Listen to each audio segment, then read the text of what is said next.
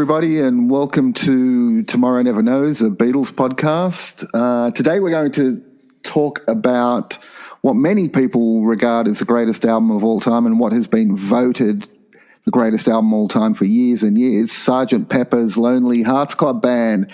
And I'm with my brother, Jeff. How you going, Jeff? Good, mate. Good to hear from you again. Yeah. What do you think about this album? You know, I know we've both got sort of mixed feelings about it, and we both don't rate it the greatest album of all time. You know, we both either lean towards Revolver or the White Album. Yeah. What do you actually think about this? Look, I like it. I think it's obviously got, a massive place in the Beatles canon. Yeah. You know, but is it the mantelpiece piece? Is it the one that you put above the fireplace? Is it the greatest? I don't think so. But anyway, sorry. It's probably the greatest album cover of all time. You know what I mean? Like, it's probably the best Beatles album cover, although I do really like Rubber Soul. I love the cover of Rubber Soul. Rubber Soul's unreal. And, as far as innovation is concerned and the mixing of, different styles to produce a psychedelic sound, it's very highly innovative. It's got a lot of different sounds. It's got the dance hall thing. It's got rock and roll. It's got psychedelia. It's got there's a big mixture. Yeah, it's got vaudeville. It's not as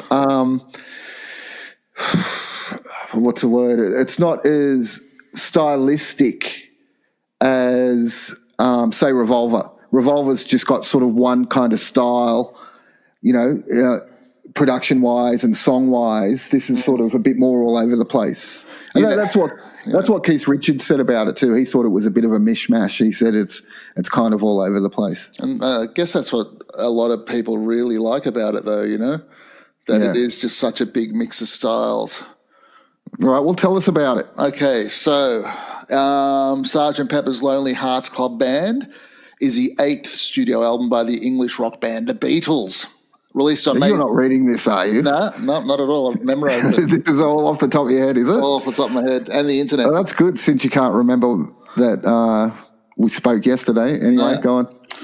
So released on 26th of May 1967 and spent 27 weeks at number one in the charts. 15 weeks at number one on Billboard. The 27 weeks was in the UK. Yeah. And it is lauded by critics for its innovations in songwriting, production, and graphic design, for bridging a cultural divide between popular music and high art.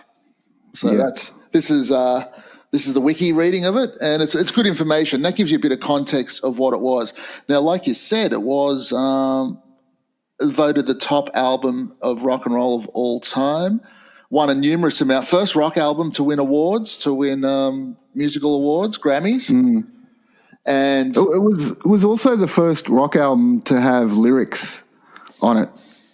That was another first. It was the first rock album to actually have the lyrics come with lyrics, which is pretty innovative as well. Yeah, that's true. And constantly makes Rolling Stone's number one album in the top 1,000 albums of all time. So, you know. And the only ones that really replace it are Revolver or the White Album. Yeah. Which I think are better. I don't know why. I guess it's because Sargent Pepper, us being John fans. Yeah. And, that's not taking anything away from Paul. It's just we prefer John's songs over Paul's songs. I don't think Paul for me. Yeah. Yeah. I don't think it's John's strongest album. Yeah. Last week we were talking about Revolver, and that's not Paul's strongest album. So to me, it's not John's strongest album. So I don't sort of put it up there. There are elements of great strength from him, I think. Oh, of course. Every song, every album has got, strong elements of John. But for me, I just don't. I don't think he's presence and innovation is felt as much on Sargent Pepper as in Revolver or the White Album. Or No any way. any of the other albums, really. Yeah. So, so to put it in context, I guess 1967, was probably around the peak of the acid period. Yeah, the Summer of Love. Summer of Love, and that sort of really puts things into context, because if you have a look at the cover, and you can see they're all dressed up, in Edwardian style, like an Edwardian military band, and this was Paul's concept, right? Yeah. We'll get to all that. Yeah, we'll get to all that. Let's backtrack to 1966. Oh yeah. And what happened in 1966, as we all know, the Beatles got sick of touring. They decided to stop touring. They wanted to spend more time in the studio. They wanted to create their masterpiece. Paul, on a trip back from Kenya, came up with the idea of Sgt. Pepper's Lonely Hearts Club Band. There were bands like Big Brother and the Holding Company and the Mothers of Invention. He was influenced by those kinds of names. He didn't want to be the Beatles. He didn't want to be the Beatles. He wanted to be someone else. To give them artistic freedom, is that right? So they could do whatever they wanted. Yeah, to give them artistic freedom and to, I don't know, I guess they were just sick of being the Beatles. They wanted to be someone else. They wanted to change their style. They wanted, like I said, spend more time in the studio, create their masterpiece. So he comes up with that idea. And the album is heavily influenced by Pet Sounds. Heavily influenced. You can hear that. Yeah. Which is weird because Pet Sounds is heavily influenced by Rubber Soul. Brian Wilson says when he heard Rubber Soul, that really freaked him out. That was the first time he'd heard an album that was complete, an album as an art form. Before that, albums were only, the couple of singles that you released and fillers. Yeah. But this was an artistic album, and he wanted to do that. That he was influenced by the sounds of the sitar, the fuzz bass that the Beatles used. So he created Pet Sounds, which in itself is a masterpiece. But not really recognised as such during its time, was it? No. I think it was a bit of a failure for them during its time. But Rubber Soul influenced him. He created Pet Sounds, and in return, Pet Sounds influenced the Beatles, and they created Sgt. Pepper. And then Brian Wilson heard Sgt. Pepper, and apparently it gave him a nervous breakdown. Put him in one of many which were to follow, apparently. Yeah. It's interesting how you get this sort of organic, ultra creative minds feeding off each other and then feeding each other. Yeah. The influences coming from both ends there. And Brian Wilson, to me, is, I often think, imagine if Brian Wilson was in the Beatles. Oh, wow. What that would have sounded like. Yeah. That just would have been absolutely amazing. So they go in November 1966. They start recording the sessions, and the original concept was for something about their hometown, Liverpool. So they recorded Strawberry Fields Forever and Penny Lane, both places which I've been to, by the way. Yeah. Both places, and so have you. Yeah. And both I was places with you when you were there. Yes, that's right. Yeah. And how magical was it going to Strawberry Fields and Penny Lane? Oh, it was insane. That tour. But we did the National Trust tour, remember? And they took us to John's old house. Yeah. And Paul's old house, and you got to go in there, and I actually flicked the light switch in his bedroom, the same original light switch that he would have turned off and on, and sat on his bed, although you weren't supposed to do any of that. Yeah, and I remember being in his bedroom, and I've said this before on the podcast. It was the closest to a religious experience I've ever had. Yeah, absolutely. And staring out the window, that he spent so much time looking out that window and writing songs. You know, and then we went to Paul's house where they wrote a lot of songs. They wrote a lot of songs in that little house we went into, and you could just feel the magic in there. You know, you could just feel some kind of spiritual aura, couldn't you? Yeah, it was very twilight. I remember we were standing when the guy was giving the tour. You and myself were standing up against the back wall next to the back door, and he said, "Oh, give me that book you've got," because they were selling tour books, and he opened up. He flicked through the book and opened up a page, and there's a picture of all four Beatles standing there in their leather jackets, exactly where we were standing. Exactly where we were. Yeah, exactly where we were. And then you went, and you went and took a dump in the toilet, which you weren't supposed to. Well, but I just thought, yeah, as you took a dump. Experience. You took a dump where Paul McCartney's taken a dump, where John Lennon's taken a dump, and that outhouse too, by the way. Outhouse. That's what I meant. Yeah. So they go in, they record possibly the greatest single of all time, Strawberry Fields Forever, backed with Penny Lane. You know, it's probably a toss up between that and Paperback Writer, Rain. But I guess I'd have to give it to Strawberry Fields, Penny Lane. So they record that. That actually fails to reach number one in the UK because they treated Strawberry Fields and Penny Lane as two separate singles. Right. So if you asked for Strawberry Fields, that was a mark for Strawberry Fields. It wasn't a mark for the actual single. It was a mark for that one song. So Strawberry Fields went to number two. Penny Lane went to number two, and I don't know where Strawberry Fields charted, but if you added both of them together, according to the Beatles Bible, if you added the sales of Strawberry Fields and of Penny Lane together, it doubled what the number one single was. Oh, right. Yeah, of course. So it only made number two because they divided the single in half. Yeah, if you know what I mean. I know exactly what you mean. They did this. They did the same. Two great songs. Yeah, they did the same in the States, and Penny Lane still reached number one, and Strawberry Fields reached number 8. So there was so many people that asked for Strawberry Fields that even made the top 10. Yeah, right. And so many people that asked for, you know what I mean? So incredible record sales for those two. And I don't know, we weren't around at that time, so we... Well, we were, but we were babies. Yeah. I think if I was around at that time and I heard Strawberry Fields and Penny Lane, I'd be thinking, fuck, this album is just going to fucking blow my fucking mind. And then I think I would have been really disappointed because the songs on there, I don't think any song on there equals Strawberry Fields or Penny Lane. That's interesting. Yeah, look, I think obviously they were both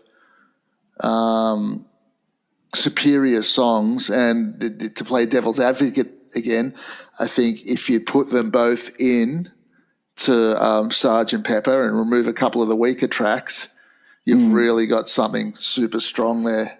Of course, but they didn't do that. It's not like when, you know, Paperback Writer and Rain, fantastic single, but when the album came out, there were better tracks. Yeah. You know, like Tomorrow Never Knows and She Said, and Taxman and Eleanor Rigby, you know, they're all sort of like better tracks. But with Strawberry Fields and Penny Lane, Sgt. Pepper, the actual album, does not have better tracks on it. I can't pick one track that's better than Strawberry Fields. No way. Yeah. Nothing. Yeah, no. Okay, so, yeah. All right, so they do that, and then they go in and they start recording the album with George Martin. George Martin's got a hell of a lot of work to do on this, hasn't he? Ah, yeah. It's all the orchestral stuff, all just the crazy different sounds that they use. I mean, wow. Yeah, all the backwards stuff.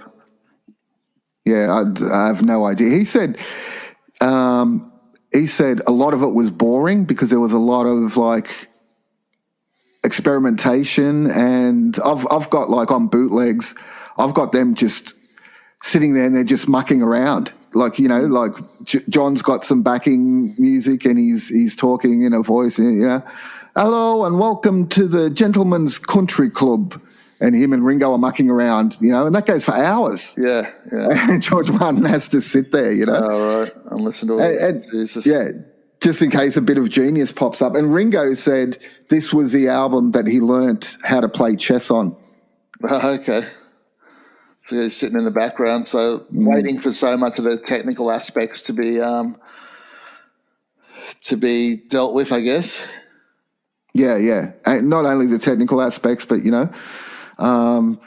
John and Paul to do their thing. Yeah. John and Paul mucking around, John and Paul doing whatever, Oh, well, let's get into the tracks. All right. Okay, track number 1, Sargent Pepper's Lonely Hearts Club Band.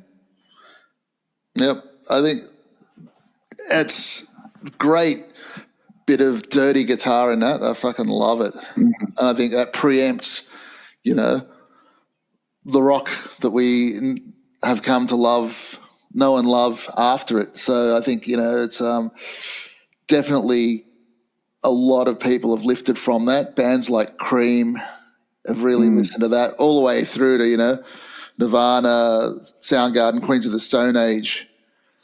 Well, apparently, like a month or 3 weeks after it was released, Jimi Hendrix put it into his set.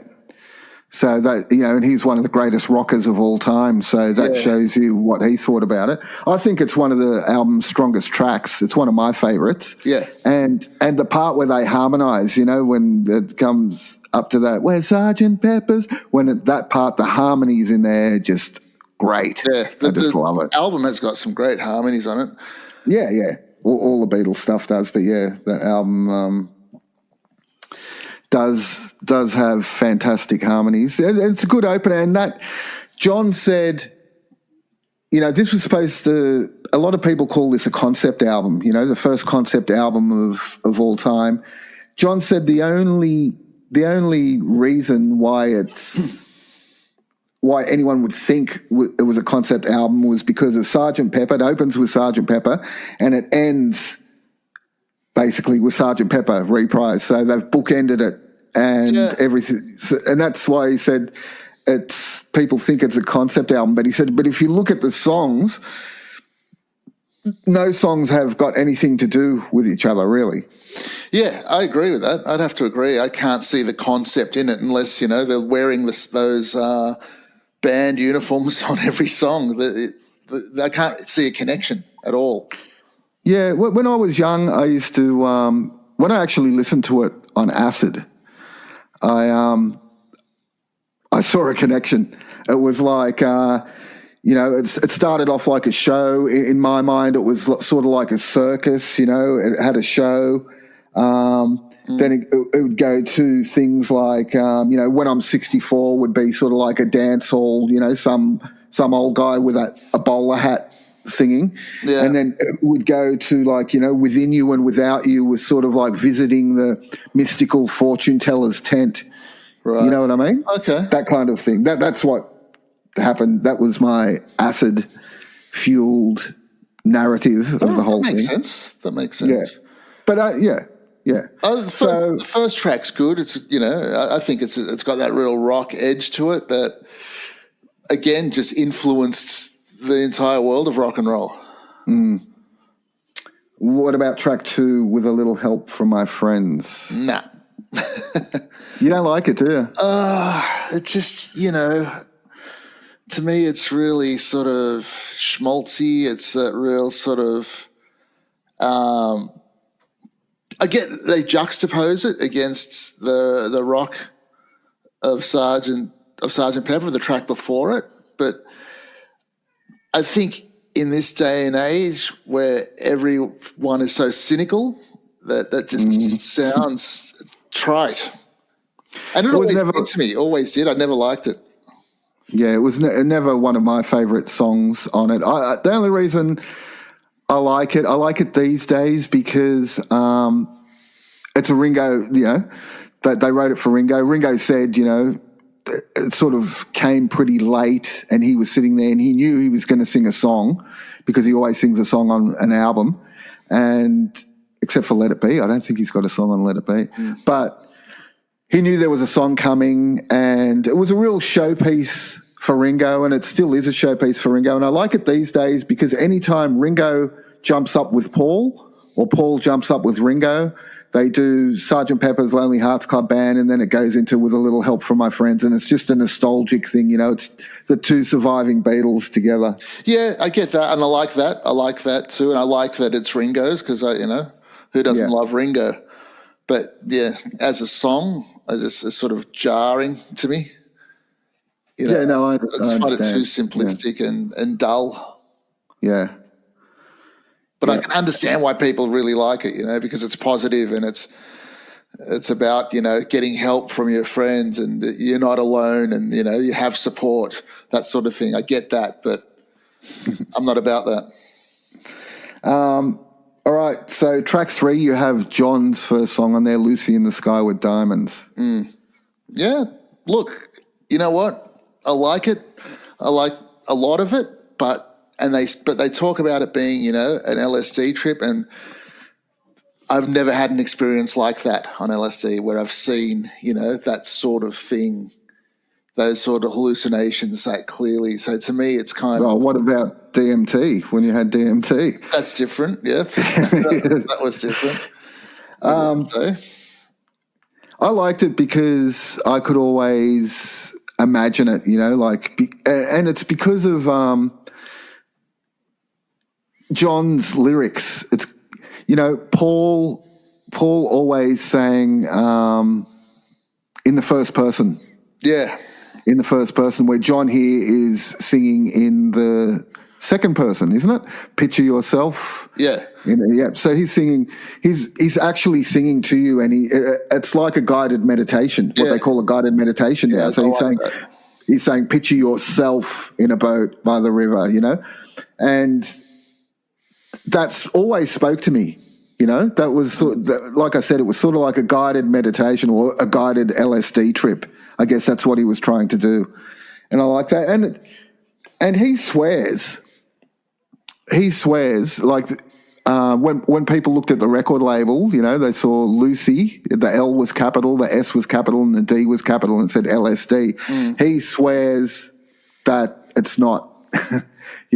He swears it's not. He said he saw a picture Julian had drawn. Yeah. And he said, what's that? And he said, he had a friend called Lucy, and he said, it's Lucy in the Sky with Diamonds. And he just thought that would be a good track about LSD, but he didn't see the LSD thing.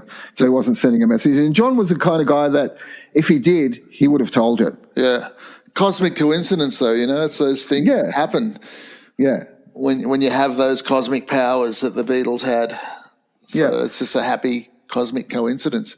And, I think I really think it's a good song. I enjoy the song, but I love the melodies. I love the harmonies. It's just it's a great sounding song. Yeah. Yeah. But is it one of John's best? No. Nah. It's not one of John's best. Okay. Getting Better. I just wish the title was right. I like that song. I like Getting Better. I do. Yeah. Although it does remind me, remember last week we were talking about commercials? I remember Getting Better was, when we were young, it was, I didn't even know it was a Beatles song, and it was used for a butter commercial. Yeah. And, that's right. Getting butter all the time. Butter, butter, butter. They weren't singing like that. It was Getting Better. It wasn't the Beatles. They didn't. Thank God they didn't use the Beatles. They couldn't have. Yeah. So, but I don't mind that song. It's okay. Yeah, it's a good song. It's a good radio track. Interesting though, the lyrics about I used to beat my woman and keep her away from the people she loved. That I can't remember. I used to be cruel to my woman. I think, they reckon that's a Lennon contribution, right? Yeah, that is. That's a Lennon contribution. And apparently he did hit women when he was young before he turned into a feminist. Yeah. He's one of the greatest feminists. That's kind of an interesting. Yeah, hardcore for that time. Yeah, very hard. Like if someone released it now, they'd probably ban it. I'd be in jail. You go straight to jail for that. Yeah, all right. Fixing a Hole. Now, this is one of my favourite McCartney songs.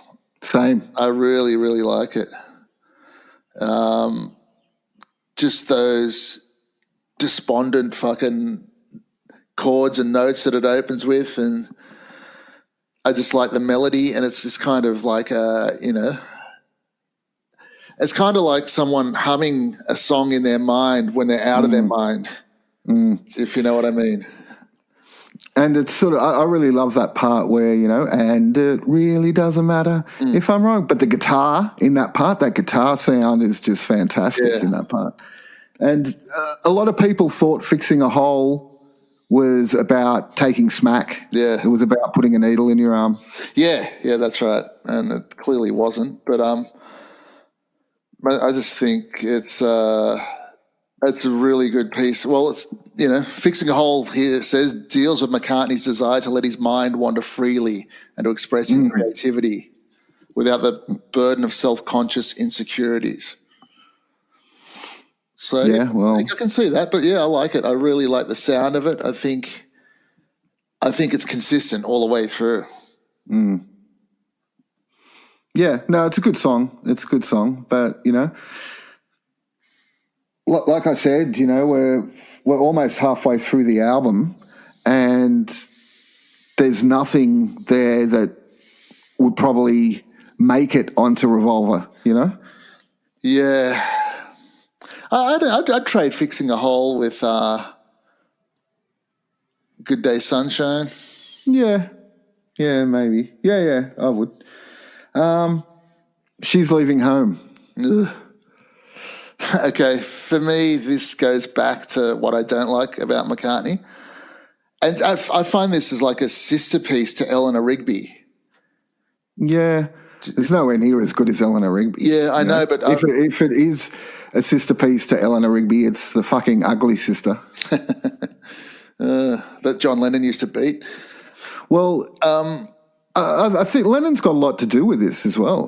Lennon, they co-wrote it. They both sing it together. They take turns singing. I really like Lennon's contribution. He sounds like a disembodied spirit. He almost sounds like a ghost. I fucking love that. That sounds really good. And when you got, when you're listening to that on headphones, it's very eerie. But as the narrative goes, when I say sister piece to Eleanor Rigby, it's that fucking depressing English fucking Coronation Street type of, narrative that I just grates against me. You know why I think you think all that's depressing, and you relate it to Coronation Street, and what was the other one that you said last week? Colditz. The other Colditz and all those things. I think it's because when you were young, you were sick a lot, and you stayed home from school, and that was the only shit that was on TV. That could have been it. And this stuff was all over the radio. Now, when we grew up, Beatles wasn't easy listening. It was on the radio all the time, on every station. So we were surrounded by it, which was a fantastic thing, Or even all through the 70s. Yeah. And all through the 80s. Yeah, and most of the 80s. And I remember 2SM used to have every year they do a Beatles weekend, and they just play every Beatles track. Yeah. She's Leaving Home is a very, very popular track. I get it. It's very popular with kids. Like kids of home. today love it. Yeah, because I guess they can relate to it, running away from home and whatever. But I know what you mean. It's got that real sad, bye. And just the story that she has to get up early and, she'd write the note and look behind her and cry. And then the parents get up and my baby's gone, and it's just fuck me dead. Yeah, no, I like it. I like it. But again, it's not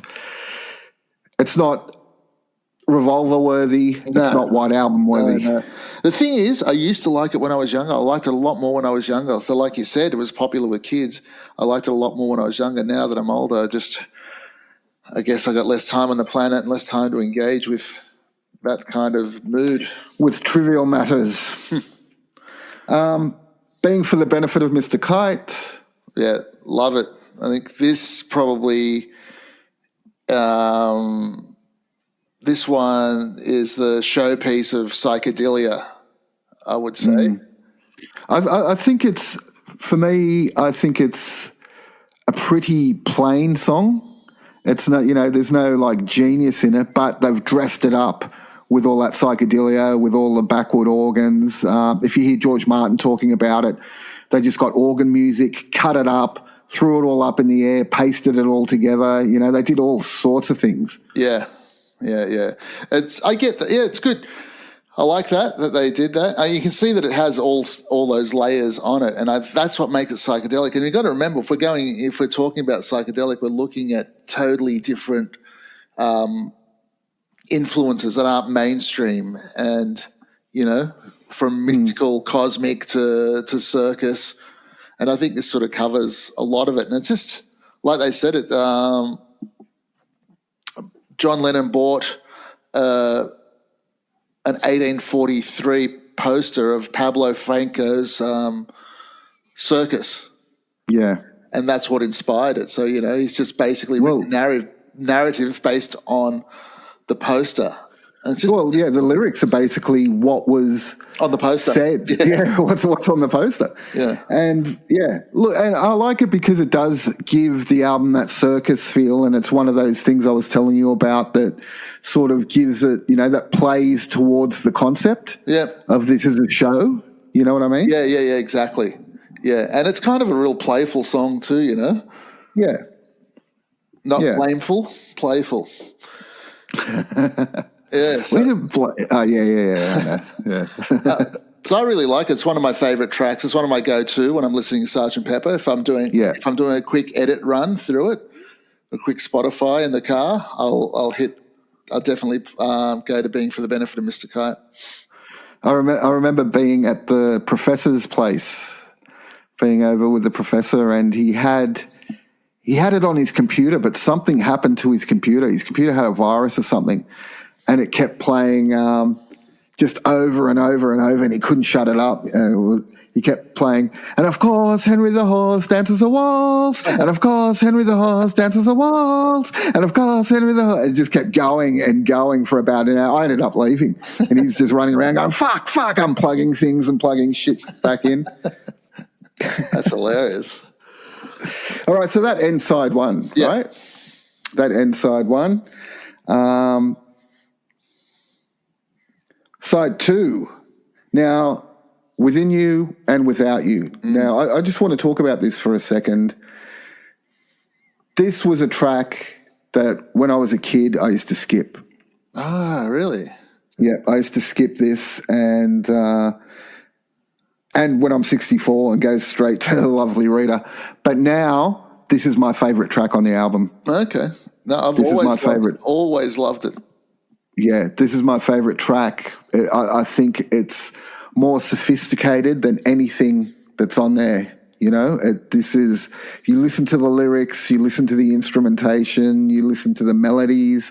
This is just absolutely superb. It's, one of those times where George actually hit genius. It's so far ahead of its time in what it's saying, what it's doing, how it was constructed. It's absolutely unbelievable. Oh, it's brilliant. I mean, even just as a soundscape, the building of the tabla and the sitar and his fantastic melodies, just the way everything's laid. And then you get to the subject matter.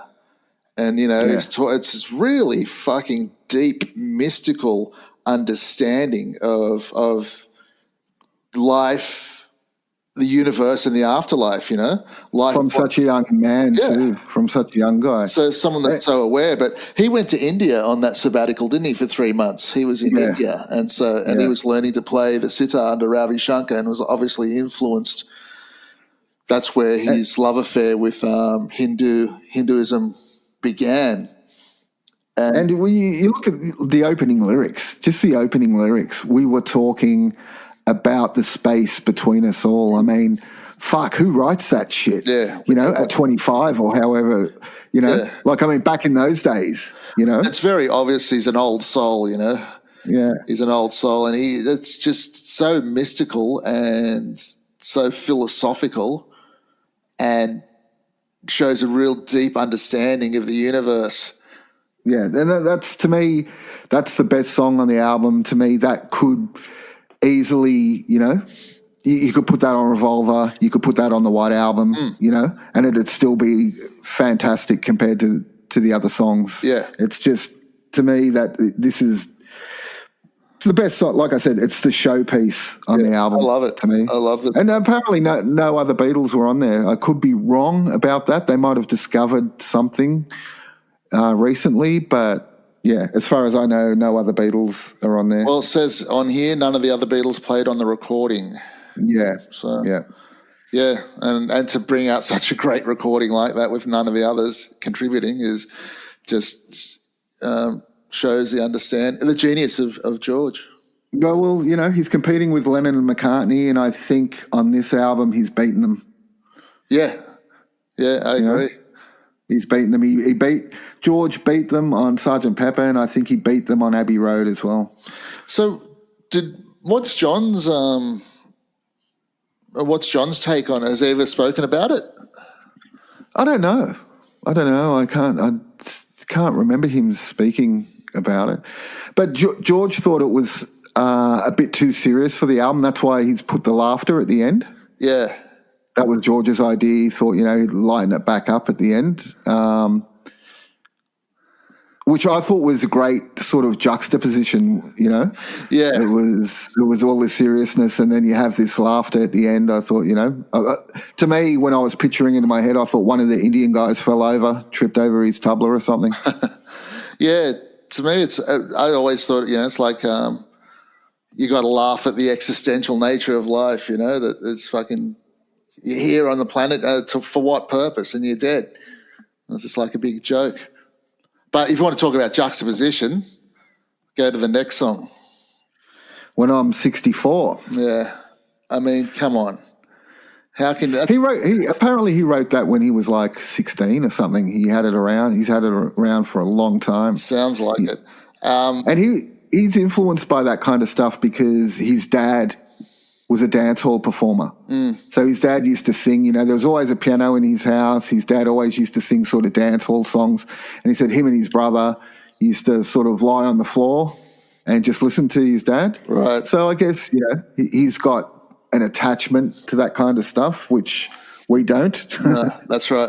But how can you butt it up against Within You Without You, To me, if you stuck Strawberry Fields there as the next song, then you're really cooking. Then you really got you really got something, haven't you? Yeah, you really got something to talk about. But to me, it's When I'm 64, it's just throwaway vaudeville. It's just, I don't know. Which is funny because it's our uncle's favourite Beatles song.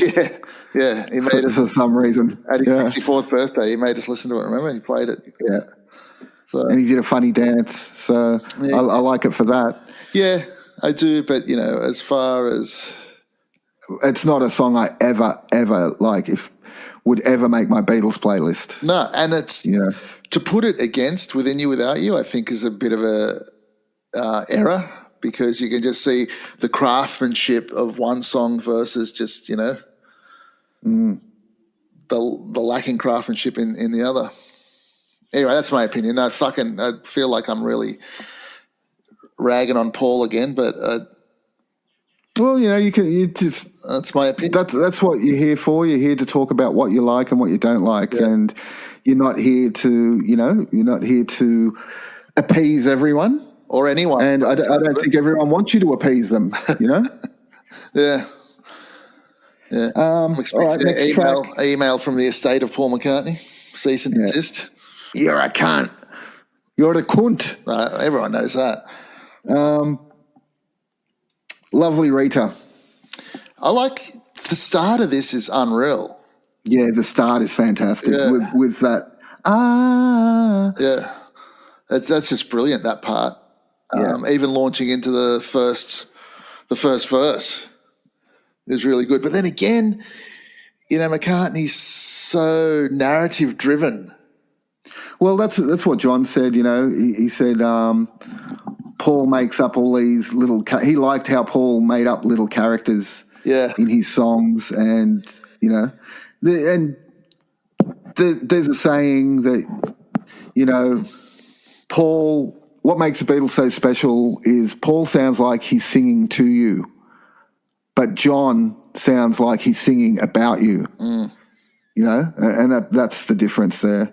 But I really like John's harmonies in that. I like their harmonies in that. But, again, it's not one of my favourite songs at all. Yeah, but just, the harmonising, the beginning of it is just so classic Beatles. Yeah, anything that's got John and Paul harmonising is good. It's better than everyone else's shit, Yeah, but it's a good song. I mean, and it deserves to be exactly where it is on the album. Yeah, it's not one of my favourites, but yeah, it is a good song. Good Morning, Good Morning. Yeah. Now, I really like this. You don't, do you? No, it's not that I don't like it. I think it's one of John. It's definitely not one of his best. It's one of his more lazy songs. I think John was a bit lazy on this album, or maybe he just blew his load on Strawberry Fields. I don't know, but this doesn't have a chorus. You know what I like about it? What? To me, it's like it's looking at the minutiae and routine of everyday life, but like you've taken some acid and you've just walked out into the street, and you're looking at all the normal things, and they're all differently influenced by by where your mind is at due to the drug. It reminds me of on acid during the day. Yeah. And that's good. Walking past the school and stuff and seeing everything the same, but everything's different. Getting a new perspective, I guess, on the mundane. Yeah, that's right. And John wrote it while watching TV, and he got the idea from a TV commercial. I think it was a Kellogg's commercial where it was good morning, that type of thing. But I guess you're right. When you look at it that way, acid in the day, walking through the mundane. Funny story. I was coming back from your place, I think, and we'd had a smoke. And I was in my car, and I turned on the car, and the Bluetooth, how the Bluetooth's always like a minute slower? Yeah. So I turned on the car, and I'm putting on my seatbelt, and I just start driving, and just at the full volume, I just hear, and it was good morning, but it scared the fucking shit out of me. Veered off the road. Yeah. Like I missed a bean. Oh, there's a fucking rooster in my back seat. Yeah, that's funny. That's my take on it. No, that's a good take, actually. When just listening to your take on it made me appreciate it more. Okay, good. But again, I think just musically, it's it's not one of John's best, and it's dressed up in a lot of effects, to make it good. But here's a side note on this is the Monkees. When the Monkees went to London and they met the Beatles, they actually became friends, and they were recording Sargent Pepper, and they were recording Good Morning, Good Morning. I think it was when Mickey Dolenz went in to the studio. They were recording Good Morning, Good Morning, and when they got back, they did some skit on the Monkees, and he said, "Oh, you know what would be really good in this? That new song that the Beatles were recording." And he went and asked them for permission, and they gave him permission. Really? So that's actually got a Beatles recording, which is never on any other TV show ever. And so Good Morning, Good Morning is on one of the Monkees episodes. Really? Which one? I'd like to see that. I don't know. I'm sure it's on YouTube, that clip at least. All right. Sargent Pepper Reprise. Yeah, that's good. That's just good rock, pub rock, I love the drums. Yeah. Love the drums. The drum, the guitar, everything about it. It's like a fucking sweaty, smoky pub at 2 a.m. band just fucking finishing up. And when we saw McCartney live and he played that, it just sounded so good. Yeah. Sounded so good. And it sort of wraps things up, doesn't it? It sort of wraps up the whole show. But then you've got a day in the life after it. Yeah. What do you think of Day in the Life? I think it's brilliant. I love it. And to me, I feel like Well, it feels like two different songs. You got the Lennon part and the McCartney part, but the Lennon part, I think, feels like he's actually built on Tomorrow Never Knows. Really? Yeah. To me, it feels like it's of that vein. How? In what way? Just sound-wise, his lyrics. I think he's kind of poetic. And I don't see it. okay, well, I find it interesting. Don't get me wrong. I find it very interesting, but I can't relate to what you're saying. Okay, well, which is it's been happening all our lives. How does it start? What's the first part? Think of that. I read the news today. Oh boy! But you could just listen to his voice in that. Yeah. He's sounding again like turn off your mind, relax, and float downstream. It sounds like it's in that tempo, in that timbre. Is that what they call it? It just I guess almost. Well, I'm not going to say interchangeable because Tomorrow Never Knows is the penultimate Beatles song as far as I'm concerned. That you know what? Actually, let's take that and say that it's leading into Happiness Is a Warm Gun too. That's more like it, I think. Yeah. I think that's more like it, But do you see the progression that I'm talking about? Though? Yeah, I do, yeah. If you go 1, 2, 3. So, that's John's parts in it are just sublime, I reckon. And I like Paul's parts too. See, I don't like Paul's part. I mean, I like it, but I think I would have rathered the song without that part in it, and I would have rathered more John. I would have liked to see what John came up with for that part. Yeah. I mean, I know it's all classic and it's all, it's all fantastic now, but just would have been curious to see what John would have come up with there. Yeah, that's true. That's true. It's a and it's the remaster, the Giles Martin remaster of Sargent Pepper, which I really love because the bass is turned up and the drums are turned up. But in A Day in the Life, it wrecks one of my favourite bits, which is that, that part where he does that, that sounded really ghostly. And in the Giles Martin remix, it doesn't sound as ghostly anymore. Yeah, right. Okay. It just sounds ordinary. Yeah. Fuck the ordinary. Yeah. Yeah, but it's a good song, and I think, Yeah, and that's another song that could have been on Revolver or the White Album that's worthy, Yeah, absolutely. Yeah, it's worthy. I think it is sort of hinting at what's about to come in the White Album. Mm-hmm. Well, John called the White Album the son of Sergeant Pepper. That's funny. All right, let's talk about the cover. Yeah. For a little bit, because it's one of the most famous covers of all time, and it's probably the best Beatles cover of all time. They employed an artist they knew, was Robert Fraser. Was that his name? I think I called him something else last week. Yeah, his name was Robert Fraser, and the idea was to put in all their heroes, all the people they liked, and John had some interesting choices. He actually chose Hitler. Yeah. and Jesus. He chose Hitler. He chose Hitler and Jesus, and they didn't make it. Jeez. That's a tough room, mate, if Hitler and Jesus can't make the cut. But Aleister Crowley made it. Yeah. Aleister Crowley, the warlock. Yeah. Well, he which leads into the mysticism. Yeah. And it's got, there's a lot of things here, like it's got the Beatles in their suits, in their fab suits, and they look like they're at a funeral, and Ringo looks like he's crying. Yeah. Paul is consoling him. John and George have got little smirks on their faces, so it's like saying goodbye to the Fab Four and hello to the new guys. And if if you've heard of the Paul is dead mythos, there's a ton of clues on here. We actually did an episode on Paul is Dead, so you can go through and have a look for that.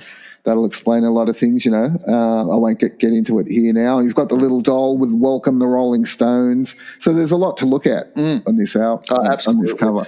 Absolutely. My partner she just made did a 1,000-piece jigsaw of that cover.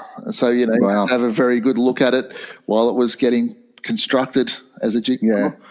And you just pick up little things and stuff. But yeah, as conceptually, it was highly original and often copied now. Yeah, it was very original. It was it made album covers a work of art. Yeah. And it's very postmodern, you know, the concept of pastiche and putting together all these different ideas, you know, visually. It's a real postmodern concept, isn't it? Yeah, and what I like about it is it's got all those celebrities behind them and the Beatles are in the front, you know. It's like... W.C. Fields is an odd one, I think. Sorry? W.C. Fields. Yeah, they had a good sense of humour. Yeah, they've got Bob Dylan in there too, you know. They've got like... Well, they loved Dylan, didn't they? Yeah, I know. They've got contemporaries in there, and they, you know, and there is that story of there were so many celebrities that wanted to meet the Beatles that Brian Epstein had to organise a night, and all the biggest celebrities in the world, the biggest actors, singers in the world lined up to get their autographs. Some even came back twice. Wow. That's how big they were. You know? Yeah, they're the biggest thing in the world. Muhammad Ali's there too. That's yeah. He was Cassius Clay then. Yeah. So yeah, as a package, it's fantastic. Yeah. It's fantastic. It's psychedelia. It's commercial psychedelia, whereas Revolver wasn't commercial psychedelia. Revolver was sort of like heavy psychedelia, you know? It's almost bordering on heavy metal in a way. Well, yeah, just a heavy mind fuck, you know? Yeah. It got into your mind, that one. Yeah. So I guess if you had to rate it amongst Beatles albums, what would you rate it? Well, you know, it's one of those things where the ratings change with your mood. Yeah. But I'd probably put it third. Really? Well, what? That's too high for you? Yeah, that's too high for me. Maybe fourth. It depends, because Rubber Soul and Help, I really like both those albums a lot too. Yeah, and A Hard Day's Night, I really like A Hard Day's Night. So, yeah, it's not my favourite album of the Beatles, and I don't agree that it's a number one album. You know, they're talking about the influence it had too, but yeah, probably I'd rank it as I got Revolver, White Album, and On a Good Day, Sargent Pepper. Yeah, and for some reason, some unexplainable reason, which is, you know, a lot of the Beatles stuff is unexplainable, but for some unexplainable reason, this is the album that speaks to generation after generation. You know, for some, I don't know why, it's the album that generation after generation embrace, you know, but like I said, it's not my favourite album. I love it. I love all the Beatles stuff. Having said that, it's not my favourite album, but it's probably better than anyone else's albums. Yeah. What more is there to say about Sgt. Pepper? That's it. I mean, you know, it's regarded as the most influential rock album of all time. We've ranked it third and fourth in our canon, our Beatles canon, and you know, it's obviously worthy of its praise. And who are we to say, you know, it's not the best Beatles album? We're nobody. Don't even listen to us. We're nobody. Listen to our podcast, but don't actually listen to what we're saying. Yeah, if you can do that, tune in our podcast, but turn the volume right down. Tune in, turn on, what was it? Drop out. Yeah. You should know that one. Yeah. All right. You've been listening to Tomorrow Never Knows, a Beatles podcast. You can hear us on Spotify, on Google Podcasts, Apple Podcasts, Anchor FM, anywhere where you can listen to a podcast. You can also join us on Tomorrow Never Knows, a Beatles podcast on Facebook. Ooh. That way you'll never miss an episode. And Never, ever. join us on Facebook, Donald Trump. So you're one up on him, everyone. And also subscribe on Spotify and stuff, and you'll get a notification. You get automatic updates. All right. Thanks for listening to us, and we shall see you later. Thank you. Bye.